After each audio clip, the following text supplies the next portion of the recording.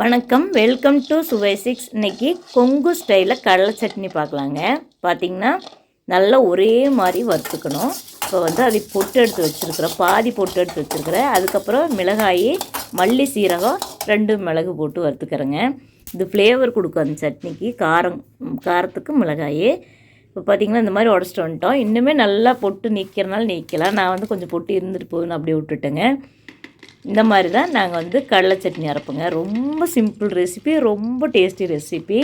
களி கலரி இந்த மாதிரி கடலை சட்னி வச்சு சாப்பிட்டா செம்மையாக இருக்குங்க. சாதத்துக்கும் அவ்வளோ அருமையாக இருக்கும், சூப்பராக இருக்குங்க. இப்போ உப்பு சேர்த்துக்கலாம். நான் உப்பு சேர்த்திட்டு அரைப்பேன். உங்களுக்கு வேண்டான்னா மறுபடியும் கூட உப்பு சேர்த்துக்குங்க. நான் எப்போவும் இந்த மாதிரி டக்குன்னு அரைச்சிருவேங்க.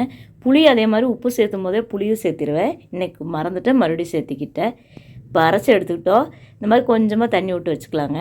சூப்பராக இருக்கும் சாதத்துக்கு. அருமையான சைட் டிஷ்ஷுங்க. தேங்க்யூ.